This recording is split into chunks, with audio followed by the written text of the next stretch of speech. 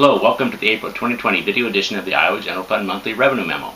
My name is Jeff Robinson, Senior Fiscal Analyst for the Iowa Legislative Services Agency, the nonpartisan support agency of the Iowa Legislature. April 30 is the due date for quarterly tax returns for Iowa's two most important revenue stream components, namely individual income tax withholding and sales tax. With a due date of April 30, deposits for those two tax types begin on that date and generally continue for an additional 3 processing days. This due date situation means that when quarterly returns are due, the first few days of the next month are some of the most important receipts days of the year. For the month of May, for instance, 25 to 30% of the month's gross revenue deposits occur over the first 3 processing days of that month. To include the impact of these large withholding and sales tax deposits, this monthly video discussion is based on net general fund revenue through May 5th. On March 17th, in response to the growing COVID-19 epidemic, Governor Reynolds issued a state of public health disaster emergency, and on March 18, the Iowa Department of Revenue delayed due dates for the final payments of several tax types till the end of July, and in separate action, the department also established a program where businesses could delay remitting employee withholding tax and customer sales tax. As shown in this table, as of March 18, Iowa net general fund revenue had increased nearly $300 million for the year. Individual income tax was flat for the year due to a tax rate reduction and a quicker pace of tax refund issuance. Sales and use tax had increased due to the expansion of the tax base effective January 1, 2019. This second table shows the situation through May 5th. Net general fund revenue growth is now showing a decrease of $111 million. The swing from $298 million positive growth to $111 million negative growth is more than $400 million over the 48 days.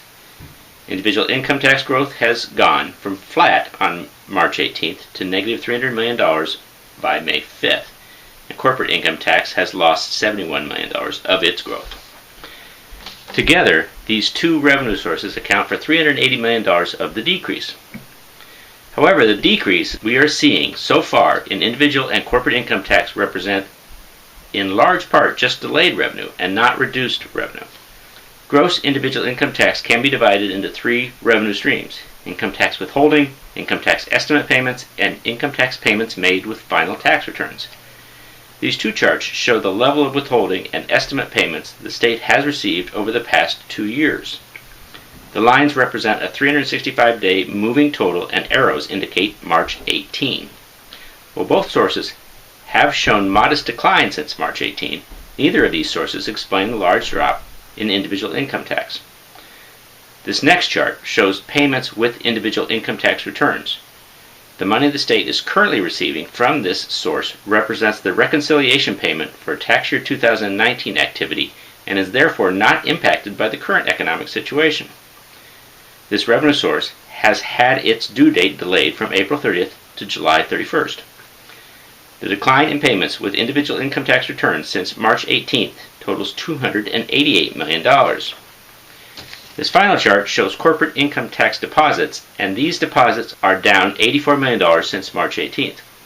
While corporate income tax deposits cannot be broken into estimate payments and final payments as easily as can individual income tax payments, the strong indication is that the decrease is due to delayed payments on tax year 2019 tax liability. In summary, our general fund revenue deposits since mid-March have been dismal, and while there is no doubt that the economic consequences of the current health situation will develop into a significant drag on state tax revenue, most of the decrease so far has been due to the delay in tax due dates. It represents revenue delayed, not revenue lost.